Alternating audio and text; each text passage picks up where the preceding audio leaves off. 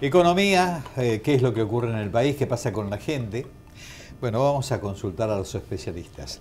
Y gentilmente nos recibe nuevamente Dante Sica, esta vez en una oficina magnífica. Gracias por estar con nosotros y recibirnos en tu lugar de trabajo. No, al contrario, gracias a ustedes por tomarse la molestia de venir hasta acá. No, además el lugar es hermoso, ¿no? Sí, cada día mejor esto.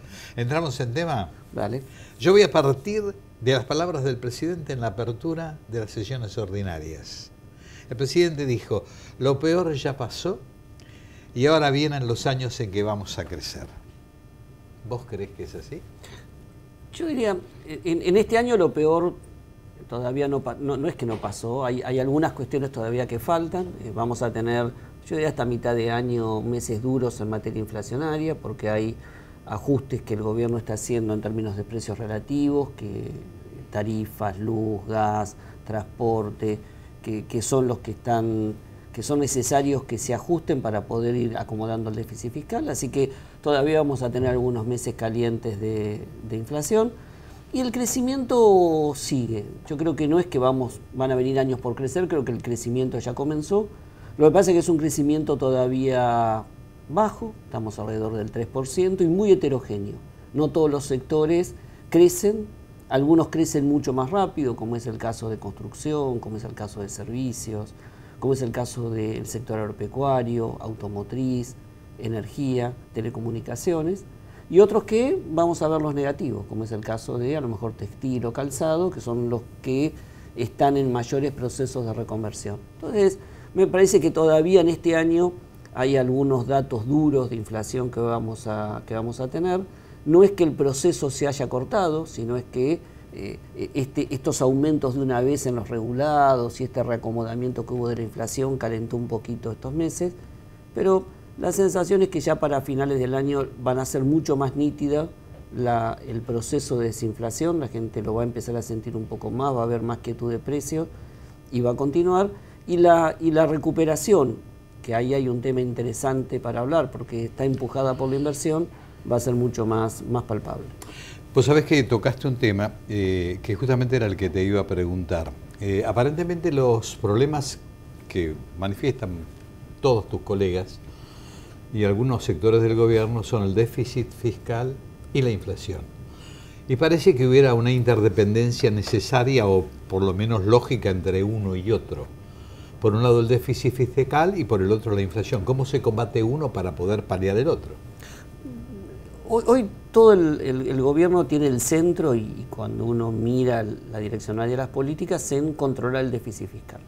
Si no somos disciplinados en materia fiscal es muy difícil que el proceso de desinflación continúe en el tiempo. ¿Por qué? Porque acordate que venimos de los últimos 15 años donde el gasto público se sobreexpandió, creció más de 15 puntos con respecto al PBI, y en los últimos años el déficit solo estaba financiado con emisión.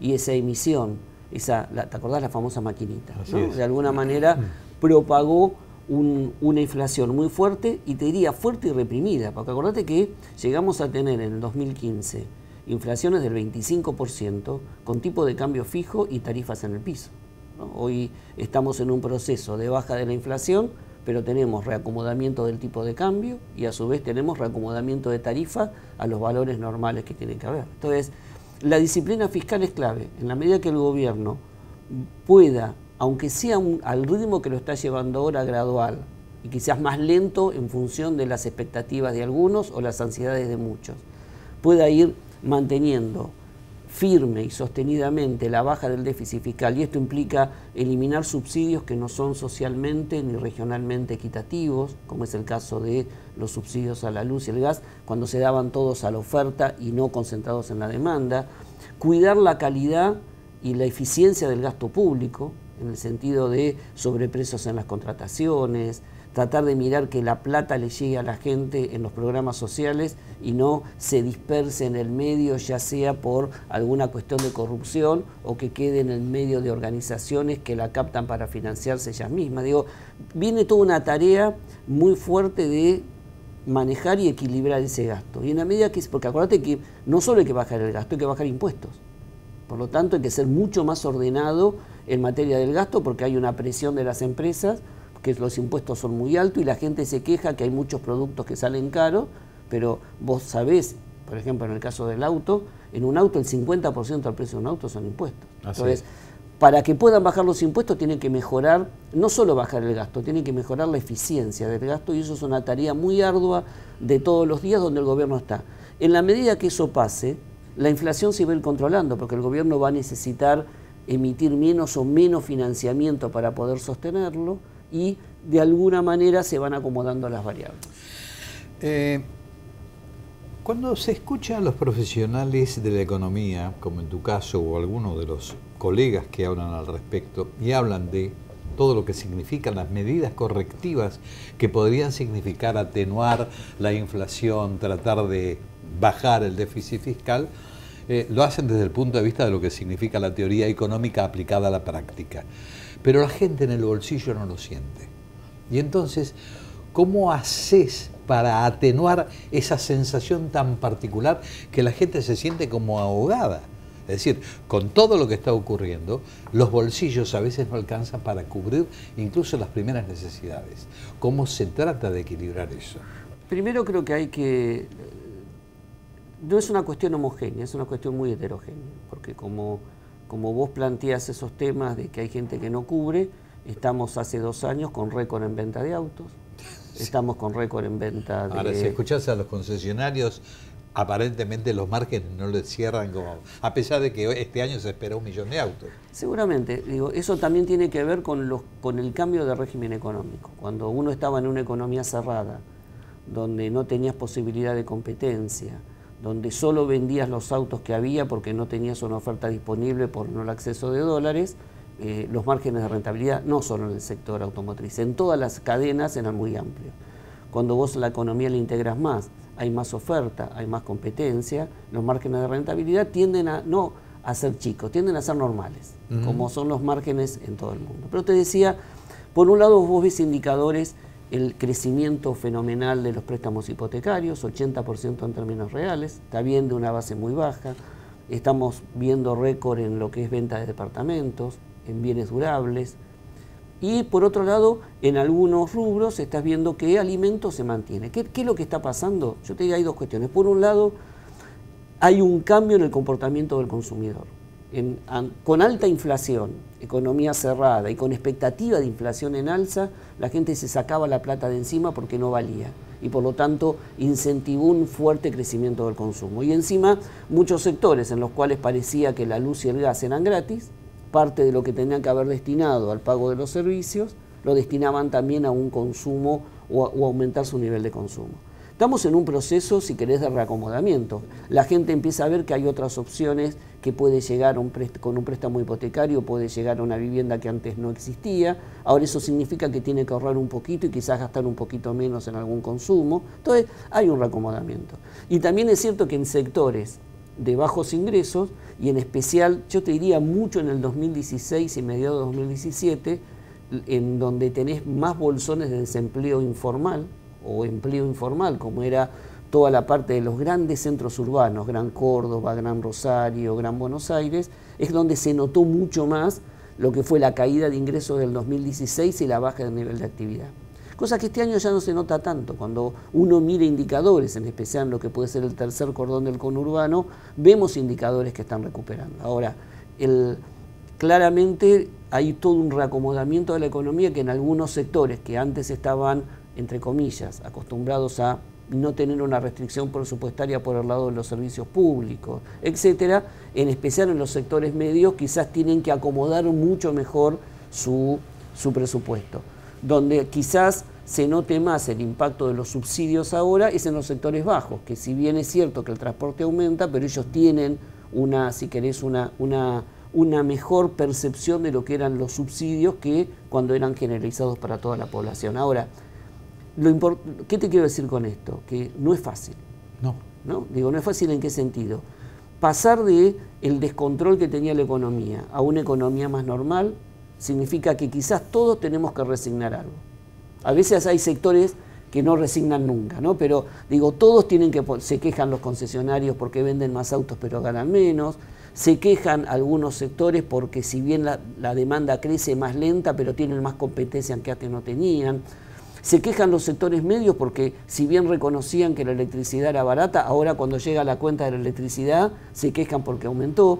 Se quejan algunos sectores que a lo mejor decían antes llenaba más la heladera, pero no tenían cloacas o no tenía pavimento, que ahora parte de esas obras se reasignan ahí. Entonces vamos a tener todo un proceso todavía 2 o 3 años de reacomodamiento de sectores. Yo voy a aprovechar un poco tu experiencia, sos una especialista y sos una persona que es consultada permanentemente en Brasil. Y yo voy a preguntarte, mejor dicho, voy a hacer un comentario respecto de lo que significa la teoría económica para ser aplicada a determinadas coyunturas, que no se tienen en cuenta la idiosincrasia de los pueblos para poder ser aplicadas. Una cosa es la teoría económica y otra cosa es la gente. Vos tenés la experiencia de la gente de Brasil. Los ciudadanos brasileños, para ellos el dólar no les interesa. Para ellos el real es lo más trascendente y no les importa los vaivenes que pueda tener el dólar. Nuestro país es distinto. Nuestro país, el dólar es el refugio de mucha gente. Nosotros tenemos dólar, precio, tasas. ¿Cómo se conjuga esto? Claro, evidentemente acá es distinto. La gente se refugia en el dólar o los comerciantes aprovechan el aumento del dólar para aumentar las mercaderías. ¿Cómo jugás con todo esto? Fíjate que son dos sociedades distintas. Sí, pero vamos a hacer un juego.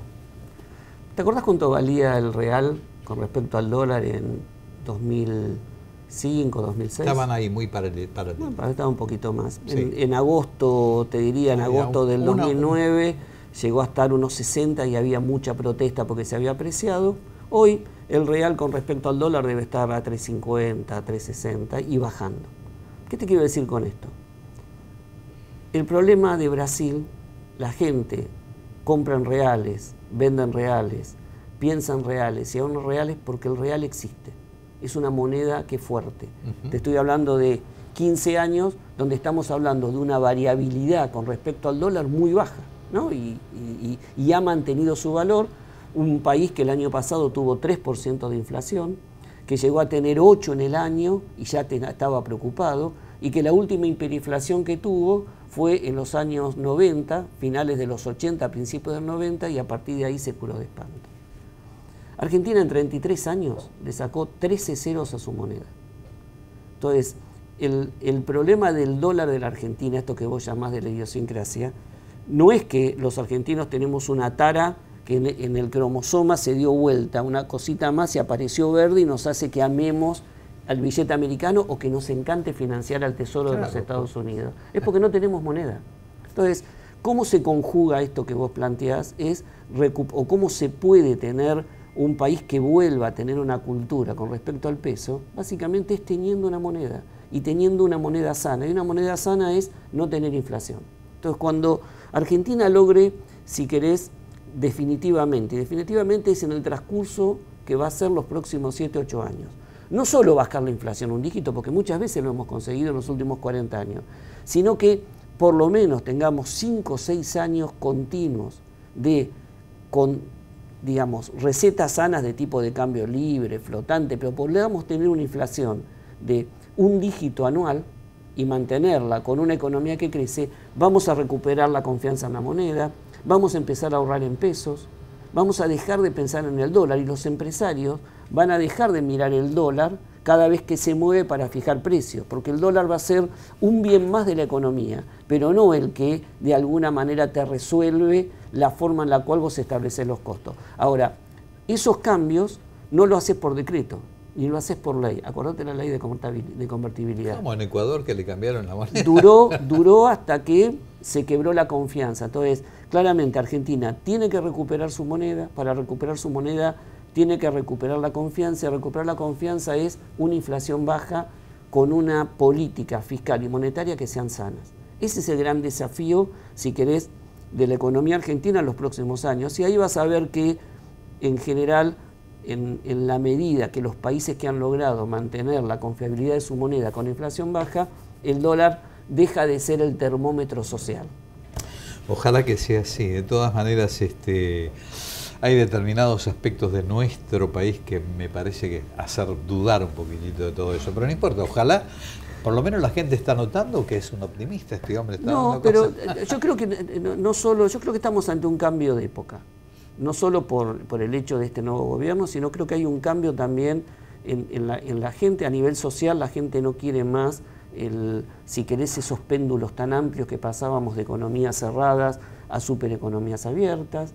Creo que también hay un cambio generacional en términos de, acordate que en el 2020 el 50% de los consumidores son nacidos en la época de Internet, tienen sistemas de comunicación mucho más horizontales, tienen mayor conectividad con respecto al mundo, tienen una mirada distinta con respecto a los fenómenos que tienen que ver con el medio ambiente, con el cuidado de la energía, con la eficiencia energética. Digo, hay cambios importantes que me parece que Argentina va a tener que ir adecuándose, y los consumidores argentinos y los ciudadanos se están de alguna manera forzando a que la clase política empiece a tomar en cuenta estas cuestiones. Está en Buenos Aires, está el G20 reunido, vino la presidenta del Fondo Monetario Internacional, Christine Lagarde, y sostuvo, al gobierno no lo encuentro, no lo encuentro gradualista, ha sido profundo en las reformas. Y por el otro lado, escuchando a los ministros de gobierno, dice, nosotros estamos haciendo una política gradualista. Incluso algún colega tuyo en algún momento también en esta audición, el año pasado me dijo, esto ha sido un shock gradualista. ¿Vos qué opinás? Yo creo que ya la discusión de gradualismo shock es una discusión vana, porque no tenía opción el gobierno. Acuérdate que estamos en un gobierno que está llevando adelante un proceso de consolidación macroeconómica, para que la gente entienda, bajar la inflación, bajar el déficit, corregir los precios, juntamente con un programa de reformas más estructurales, y esto quiere decir cambiar o modificar las reglas de juego y de comportamiento de los actores económicos de los últimos 40 años, que lo único que generaron fue una economía cerrada, con baja competitividad y con 30% de pobreza. Entonces, esos cambios fueron, cuando uno mira la experiencia mundial, ha habido cambios de esta magnitud exitosos que se han hecho en gobiernos autoritarios, en general. Entonces, tener un cambio de esta magnitud en un contexto democrático, con un gobierno que no tiene mayorías en ambas cámaras y que ganó, si querés, una elección por 2, 3, pero casi cabeza a cabeza, el gradualismo era el único camino. Y el gradualismo implica ser cuidadoso en términos y ser riguroso en términos de materia fiscal y bajar de la inflación, pero teniendo en cuenta el entramado social, de que esto no impacte fuertemente también en los niveles de pobreza. ¿Pero y por qué piensa esto la presidenta del Fondo Monetario Internacional? Porque cuando uno mira desde afuera, ¿vos te acordás de la teoría del sapo? Te voy a decir, hay una teoría del sapo que dice, cuando vos dejás un sapo en agua fría y empezás a calentarla, el sapo no se va hasta que explota. En cambio, si agarrás agua hirviendo y tirás el sapo rebota. ¿Qué te quiero decir con esto? A veces cuando uno está dentro no se da cuenta de la magnitud del cambio que ha habido en Argentina en los últimos 2 años. Los que están afuera se dan cuenta mucho más rápidamente. Acordate, solamente para ver, en el 2015 no podías comprar dólares. Tenías la economía cerrada, no podías comprar el auto que querías, tenías que comprar el auto que había. No había repuestos, tenías restricciones, los exportadores no podían, le cobraban por exportar. Los importadores tenían que pedirle permiso al gobierno. El gobierno te decía a cuánto tenías que vender el auto, cuánto tenías que pagar de sueldo y cuánto tenías que pagar el acero o lo que fuera. Había fuertes controles, fuertes normas. Argentina perdió mercados internacionales porque en el mundo las exportaciones se pagan a 180 días, un año y medio. Acá obligamos a que los exportadores cobren en 15 días y perdimos mercados. Hoy estás en una economía donde está mucho más abierta, es más competitiva, tenés libertad para comprar o vender, los mercados empiezan a acomodarse con regulaciones y el gobierno mirando. Entonces, cuando el clima de negocios cambió, le debíamos a todo. Hoy Argentina es presidente del G20 y en el 2015 le debía a 19 de los del G20, porque uno éramos nosotros que, digamos, que eran los que debíamos. Entonces, el cambio ha sido tan grande que desde afuera para los que miran, los inversores, los organismos internacionales, los ministros de otros países, es un shock. Mientras que todavía algunos que estamos acá adentro, o algunos que están acá adentro, piensan que esto va muy despacio. Yo creo que va en función de las medidas que las restricciones de la economía política te ponen. Ahora, para la mirada de afuera, esto es un cambio, giro de 180 grados real. Si no te molesta, vamos a hacer primero una pausa comercial y después continuamos. No hay problema. Ya volvemos. ACARA, Asociación de Concesionarios de Automotores de la República Argentina.